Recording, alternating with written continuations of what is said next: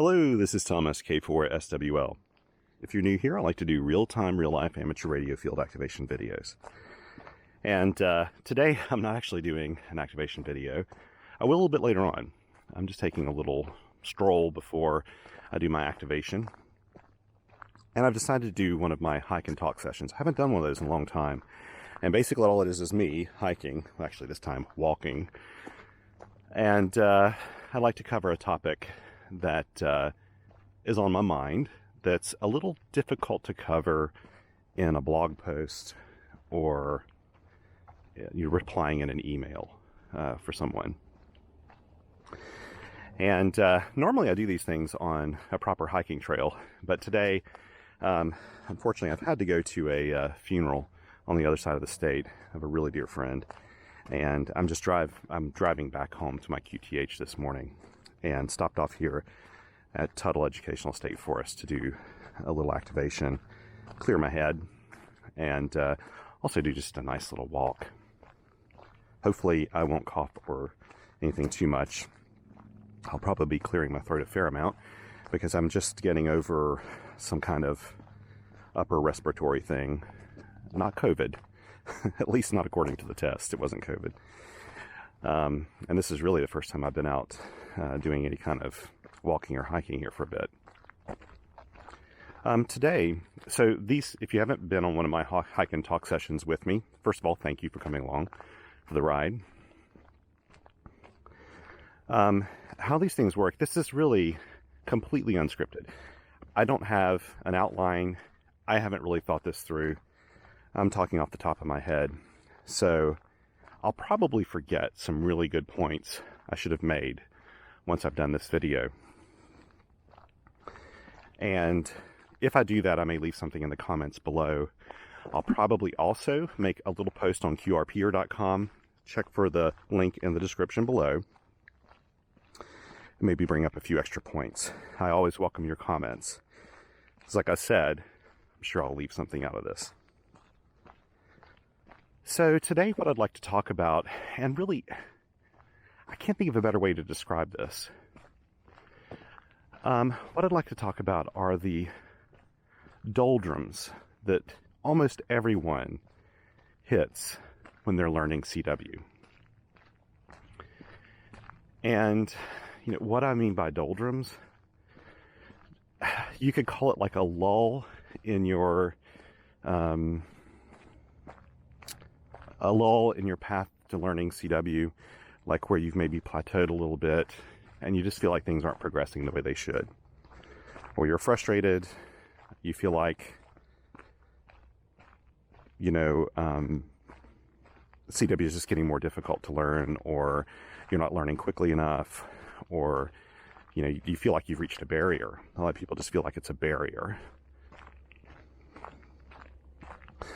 So I thought in order to describe this, I'm going to talk about a story that I'm going to do a little side story that's a very long side story. And this is a good time to remind you that I will put chapters in this. So if you go across the timeline and hover over it, if you want to skip over this story, you can do that.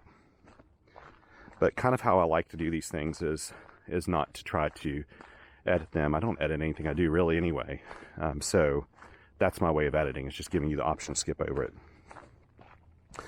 But basically, I'll tell you about my CW journey. Everybody's CW journey is a little different, right? So there's no one way to make this work. But I can promise you this right up front, spoiler alert, almost everyone on the planet can learn CW.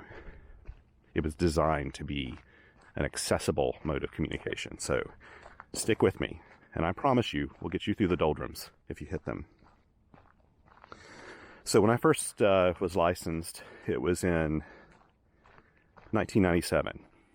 And I had to pass a 5-word per minute Morse code test in order to get my novice license. I did what a lot of other people did back then.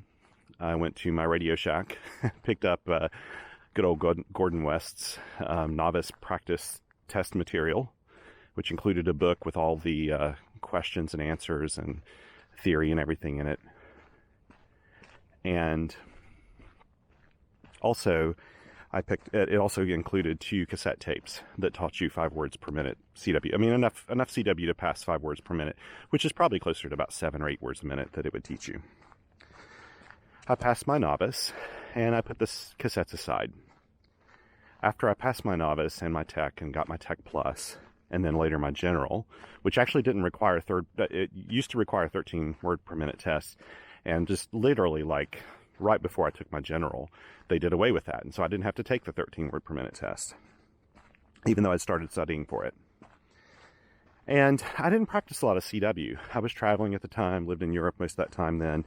I'd moved away and just didn't practice it a lot. Then in 2008 or so, I just decided I was going to sit down and listen to those tapes again and just at least remember what all the characters were. And that's what I did. I sat down for probably 2 weeks, listened to those tapes over and over while I was just, I was in between jobs at the time, so I had a little time to do it. And the moment that I felt like I knew all of the letters and characters and symbols that Gordon taught in those tapes, I contacted my dear friend and amazing mentor / Elmer, Mike Hanskin, K8RAT. He used to be AAADB back then. I contacted him and I said, let's hop on the air. And Mike, to his credit, for months, we would meet nearly daily and have a QSO in the morning in CW.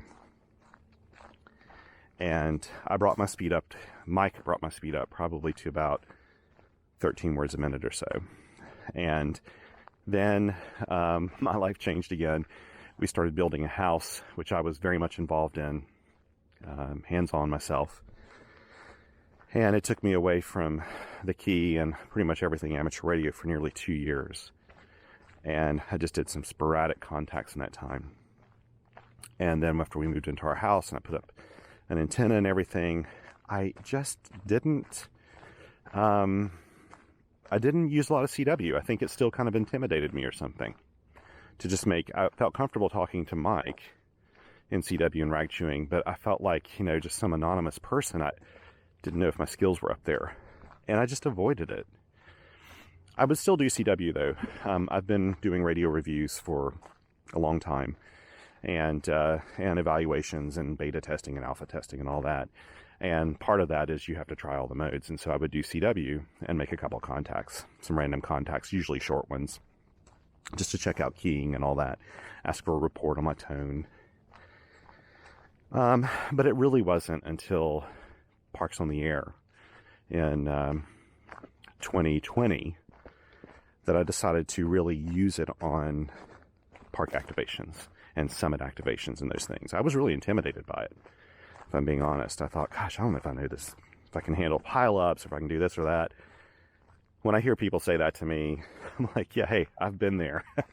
I have been there. So, and then when I started doing activations for Parks on the Air, it really kind of changed everything. Now my side story. This is a long side story. And for a good 2 minutes before I started the recording here, I debated if I should even bring it up, but I realized there is a point to it. And it's kind of a fun aside, if you want to know a little bit about my history. Basically, CW, I hear people call it a language. I think language is kind of a strong word for it. I feel like it's a communication mode that taps into the language portions of your brain. So in that part, it is kind of a language, but I feel like a language is something you learn where you have to learn new words, new vocabulary, conjugations of verbs, articles, adverbs, adjectives, all those things.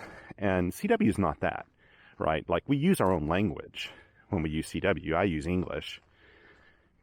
But we're using a different way to spell the words.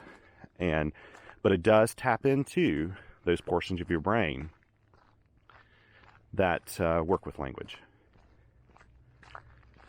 And so my little side story. You may know, because I've even done a video, I think I did a video in French before, but I learned French and I speak French fluently. And I enjoy speaking French. So much so that I kind of go out of my way to go to French-speaking countries when I can. And in a way, it kind of mimics my CW journey. I love Gordon West's material. I think he's great. He's just a great, ambassador for amateur radio. Always has been. Really good guy. And his tapes definitely made it possible for me to pass my Morse code test when I was doing my novice test. When I learned those, though, it's sort of like when I learned French. I learned French in high school, and I didn't learn.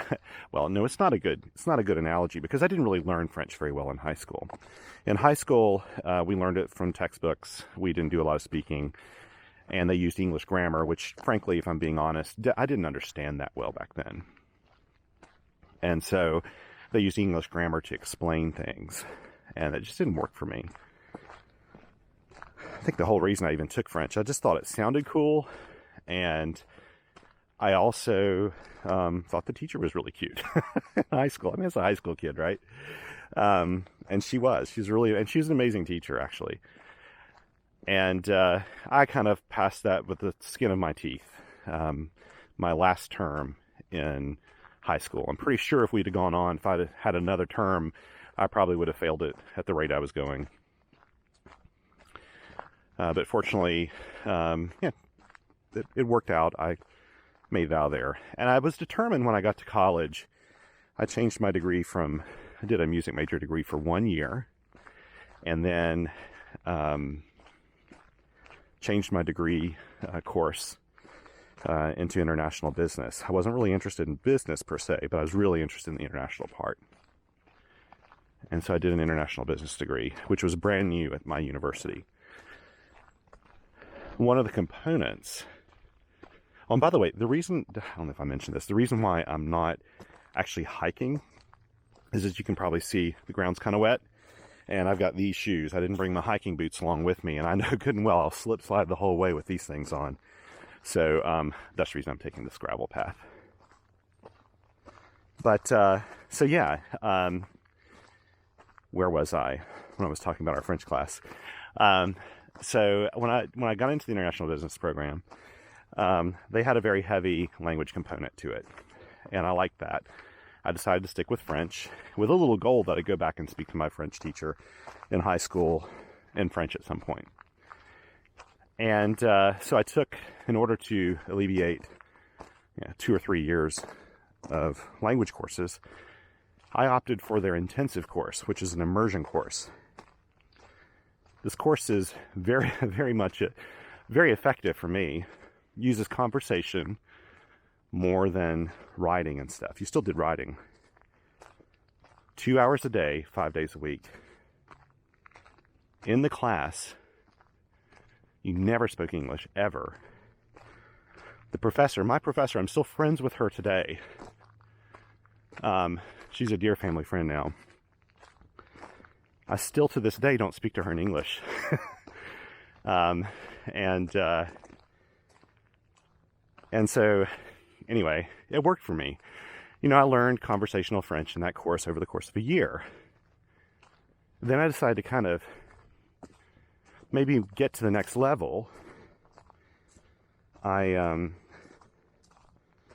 moved to France for a year. I went to a French university on my own program.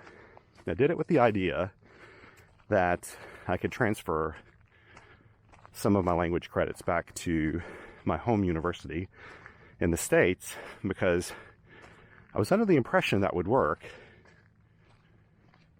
and then have enough for like a language minor or something like that. But basically it would be helping me toward my degree program back in the States as well. Plus I just really wanted to travel. I was 19 going on 20, and arranged a program. I went to the Université Stendhal in Grenoble, France, in the Alps. Absolutely loved it there. Started taking my courses, which were all designed to teach you French literature, arts, conversation, translation, and film. I mean, just all kinds of things, so that you could pass certification that would then allow you to, with that certification, you go straight into a French university and study just like a French student. It basically was proof that your language skills were such that you could keep up in a regular French class, doing your master's or your bachelor's degree or whatever. So I started that course, and I was doing okay in it, and about halfway through it, took a lot of studying time.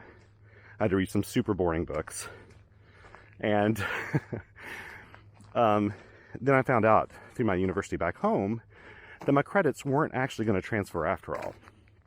They thought they would, but then they decided, no, there's no way we can really certify this and do it. And at that point, I kind of thought, well, why am I working so hard when literally I'm not going to get anything out of this? I wasn't planning to go straight into a French university. I wanted to finish off my degree. I'd already invested 2 years in my home university. I wasn't going to throw those away, so I was going to finish off my degree in the United States. And I thought, why am I, busting my butt to do these courses? So I kind of slacked off then. I thought, well, let's just consider this more of a year abroad as opposed to a year of studying abroad. Still attended classes, participated, did some of the homework, but didn't take it very seriously. I never did extra studying. I didn't even take the tests when they offered tests. Then at the end of the term in December, I went jogging with one of my fellow students. And by the way, never spoke English, very, very rarely, I should say, with other international students. The ones I hung out with all wanted to learn French too, so they were committed to learning French. And I only had one friend from an English-speaking country, and he was from the UK. Still a friend today. Actually, it's this friend I was jogging with that day. And he said, so are you going to take your, you going to get home early tonight, study, get a good night's sleep, and then take your test tomorrow morning? And I said, oh gosh, I forgot that we were even having the test, And I told him, I was like, nah, I'm not planning to do it. There's no reason why I need to. And he told me, so you've already paid for this though. You should take the test, because if you pass, then you've got the certification that you didn't have before. That evening I got home and thought about it. Next morning I woke up and I thought, well, why not? And so I went in, took these tests. It was like a whole day. It may have even been 2 days of tests. Lots of essays and stuff that you had to write. And I had just kind of BS'd my way through them, to be honest. Most of them. Because I hadn't read some of the books that they were asking about. And I actually felt like when I finished it, like, boy, that was a big waste of time, but it was an interesting exercise. A week later, we go back in for like our very final day of class, in a sense, and to check on our scores. And I looked on the bulletin board, and next to my last name was the number 50. Now, to pass, so basically, to get your certification, I think if you had an 85 or above, you passed it with merit. I think between like 70 to 85, you were above average. And then 50 and above was passable. Like literally, the French word for it is passable. So I passed it, and I couldn't believe it. And ran into, well, after I went to the class, I got my main professor, Danielle, kind of took her aside and I said, yeah, Danielle, I'm a little kind of amazed that I passed this test, And she said, Thomas, you know what? We all go over the final scores as professors and look at them and make sure that they're fair. And she said, we came to yours. Yours actually wasn't a 50. It was something lower than that. But we decided that you mean well, and if you applied yourself, you would get that. We felt comfortable giving to 50 then. It was kind of a judgment call. And I was really flattered that my professors at least thought that much of me. So I was pretty chuffed that I'd actually gotten a certification out of it, thus basically justifying the money I'd put into the course, even though that really at the end of the day wasn't my goal. My main goal was just to learn some French. You're probably thinking, where is he going with this point? Well, let me continue on here. I then decided I wasn't going to spend any more of my money to take more courses. I would rather take that money and apply it to traveling and doing other things. Because again, no credits were going to pass over to the United States, but I was still going to be there in France for like a year. Almost immediately after I moved to France, I joined choir at one of the main Catholic churches there in Grenoble. And one of the best things I've ever done in my life. It's just an amazing experience with amazing people, and they 1000% adopted me. I'll never forget this. They treated me like family. I got invited to so many different family gatherings of all those different people in the choir. They were so good to me. And it was coming up Christmas time, and we were practicing for all the different Christmas masses and things. And by the way, I'm not Catholic. In fact, they just kind of adopted me in. I grew up Lutheran, and I asked them at the end of one of the practice sessions, you know, does anybody know something I can do that would be productive on a volunteer basis, where I could use some of my language skills, you know, just to speak French with people, so I'm not sitting around at home, you know.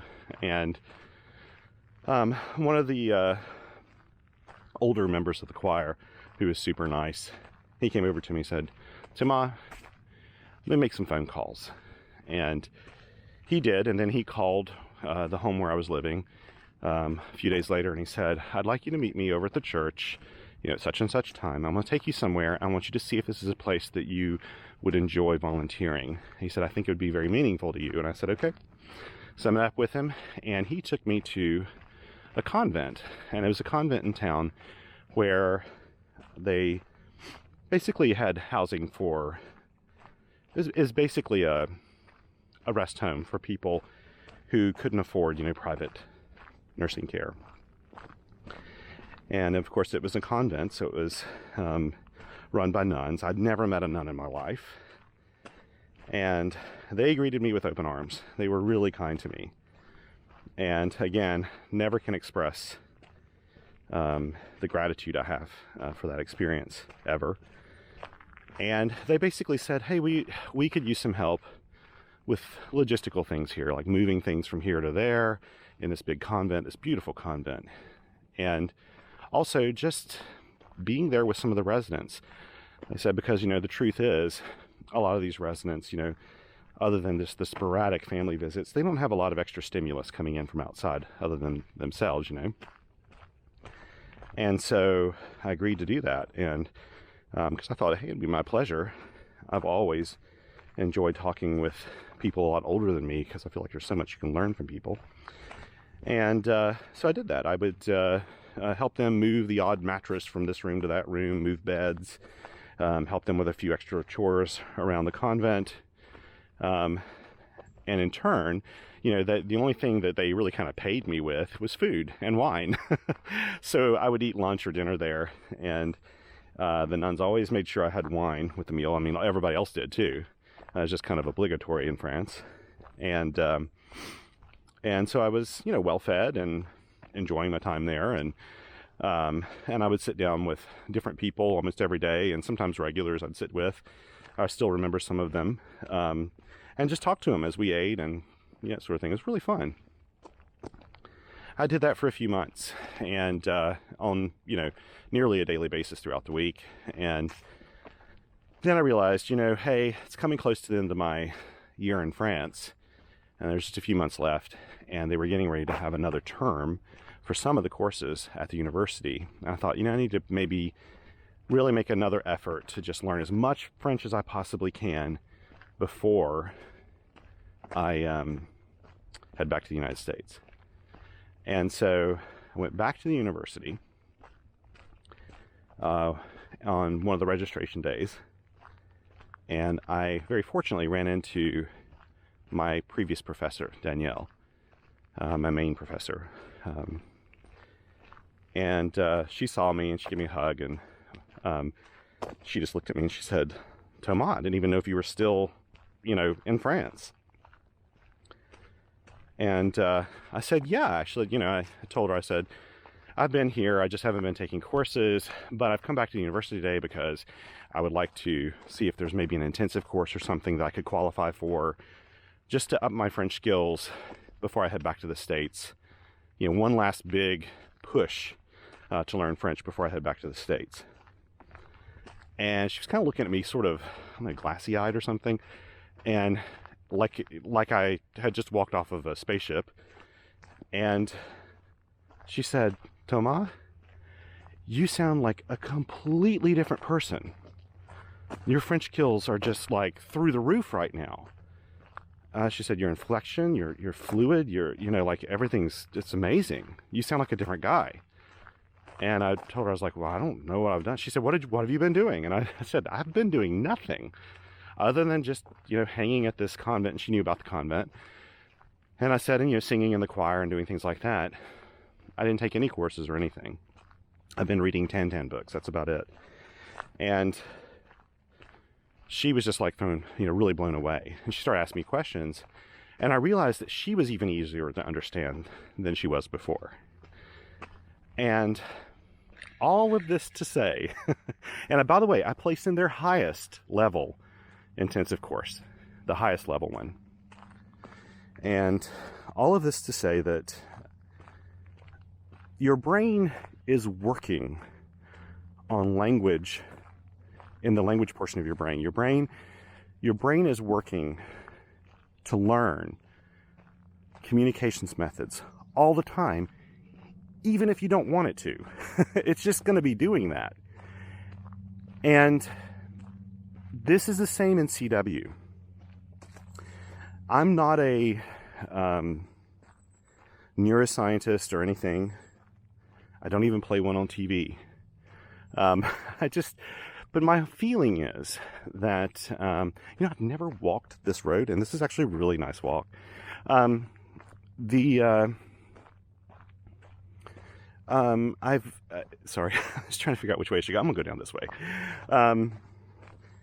I realize that, your brain's doing this all the time. And what I think happens is when you first start learning a language or CW, communications mode, your brain's having to work. You're literally creating new synaptic pathways and firing off new neurons and all that stuff that goes along with learning. You're literally doing all those things. And your brain knows it. It has to be fully engaged as it kind of claws its way into, learning a new skill.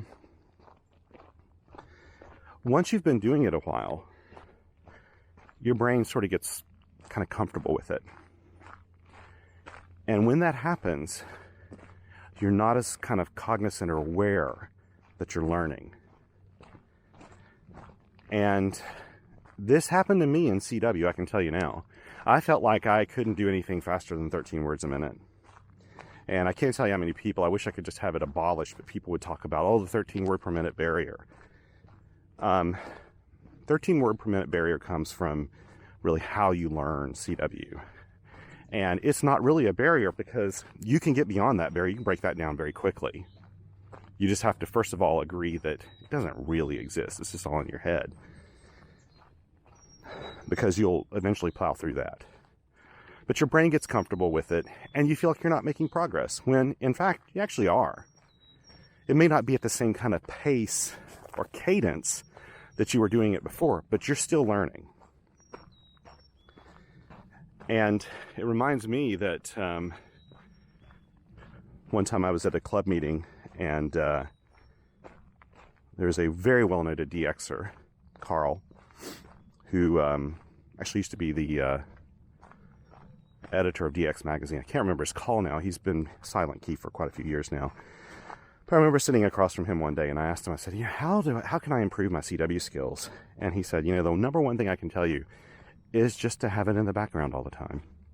when you're sitting in your shack and you're working on something, just have some CW going in the background. Tune to somebody doing a rag chew. Just listen to a little CW. And just give your brain, let it put a little attention toward that all the time. And he said eventually it just starts to seep in. And he's right. And that's what happens with languages. I realized in France that when I felt like I wasn't learning anything, I was dreaming in French. I thought my thoughts were in French.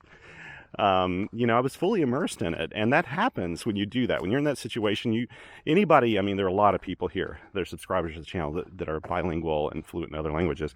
That's exactly what happens. In that process of learning, you do get to a point where you start to think in that language. And with CW, what happens is you're not thinking in the language, but it doesn't sound like dits and dashes. Your brain just recognizes the dits and dashes as letters and numbers and symbols and all those good things. And so that comes with time. And I would say that sort of another thing that would draw from my very long, rambly, convoluted story about learning French is that when you learn CW, if you have a choice, I would recommend starting with what I think is widely called the Farnsworth method. By this, I mean simply the character spacing. So Gordon West did not do this with the Novice series because, frankly, the Novice series exam was all about just getting you over that 5 word per minute hump, right? So you get your appetite whet for more amateur radio stuff, and you'd eventually learn 13 words a minute. And then if you really love CW, then you go on to 21 words a minute. So people used to be required to learn that much CW. Now there's no requirement. And then oddly today, CW is on fire. So many people are learning CW. It's just crazy, and it's just wonderful. And they're doing it because they want to do it. Because they want to enhance what they're doing. They want to learn a new skill, not because it's required. Everybody thought that I think CW would die after they took away the requirement. No. I think it's more alive now than we ever thought it would be. And I love that. But in those early days, you would learn CW at a really slow pace. So, for example, to hear the word or the letter C, you would hear da, da, da, da, at some 5 word per minute, 3 word per minute speed when you're first learning. There's nothing wrong with that when you're first getting it in your head. But as with language, if it's slow enough, if you're reading it, you end up translating it as you're hearing it. That takes a lot of brain processing power. The whole key to the French intensive course, and that really worked for me, is it doesn't give you a chance to think. There is no thinking. You just do. So you learn French based on being immersed in it. You don't have a chance to think of what each word means. You just know it through context. And so the Farnsworth method would teach you the letter C somewhere between 16 to maybe 22 words a minute. A normal, kind of normal-ish CW speed. So instead of da da da da, it'd be da da da da. But that da da da da would be spaced at 5 words a minute. If you watch my activations, you'll notice that if I have a speed control accessible on my radio and I work someone who is obviously kind of new, I slow down. I QRS. I always try to do it. Sometimes I think it doesn't register in my head. And maybe those times I don't do it and not realize it. But if I'm aware of it, I always slow down. Always. And when I slow down, I don't slow down my speed. I slow down the spacing. And I have never had anyone struggle with that. And so I would say that once you learn your characters and your numbers, if you've been learning them at a slower speed, that's perfectly fine if that's working for you. But eventually, move over to the Farnsworth method. So you get used to hearing the sound of each letter and number and symbol. And I promise you, your brain will reward you for that because it's just less processing. It's just much less cumbersome, less processing. At least that is definitely how I learn languages. Some people may be different, but that's how I learn. The other thing you can do, of course, when you hit the doldrums, is hop on the air. I remember when I first started doing CW activations, my very first activation was a PODA activation. And again, I had been using for maybe 2 or 3 months. I was just devoted to learning enough CW that I could do an activation and not make a fool of myself. First of all, as I tell people, don't worry about making a fool of yourself. Everyone's been there before, and I should have told myself that. I knew better, but I still worried about it. I worried that I'd just sound kind of foolish on the air. It wasn't the case. I did my very first activation. I went to a park that was not rare on purpose. This was in the early days of PODA. It was not as busy on the air as it became later. Like now, we've got orders of magnitude more hunters than we used to in CW and SSB. And so I hopped on the air with a modest antenna at the Blue Ridge Parkway, which is probably one of the more popular parks in the whole system. Thinking, maybe I won't have a lot of contacts when I'm doing this one. And it's true. They were spaced apart maybe a couple minutes. And I made it through my 10, and I was so incredibly happy. And I don't know if you work this way by dangling a carrot in front of yourself, but I did this. I said, once I complete a CW activation in Parks on the Air, I'm going to buy a radio I've always wanted, which is the Mountain Topper MTR-3B, which is a 3-band CW-only radio. I made that my goal and my reward. And so as soon as I had finished that activation, I placed an order. Glad I did, because it wasn't too much longer after that LNR stopped producing those and started producing the 4B eventually. I was going to make a more aggressive goal for myself to keep myself into the CW mode. But a really weird thing happened. So, of course, that very first activation, I was very nervous to hop on the air, very shy. And I kind of thought, will I keep up the momentum? I'd say the next 2 activations started out with nerves, with maybe the first 2 contacts. And then it smoothed out, and I just didn't worry about it too much. I had to send lots of question marks. I would ask people to QRS. I sent at a slower speed so that I could send faster. You can always send faster than you can receive. So I sent at a slower speed just to kind of tell people, hey, I'm down here, not up here where I'm sending. And I never had a problem. I always got my activations, always pleasant exchanges. People were so kind, and they will be. CW operators are kind people because we've all been through the same thing, right? There's hardly anything more exciting than working a new CW operator to me. I will give them all the time they need. I have no problem with that. I don't care how busy the activation is. I don't care how big the pileup is. They're going to get all my attention if I can recognize that they're new. And so I think, what really surprised me was just after those first 2-3 activations, I naturally wanted to do CW activations as opposed to single sideband. Even though at the time it felt like a little bit more still kind of nervous about it. I had no nerves about it and everything. I still wanted to do it because I just found it so enjoyable.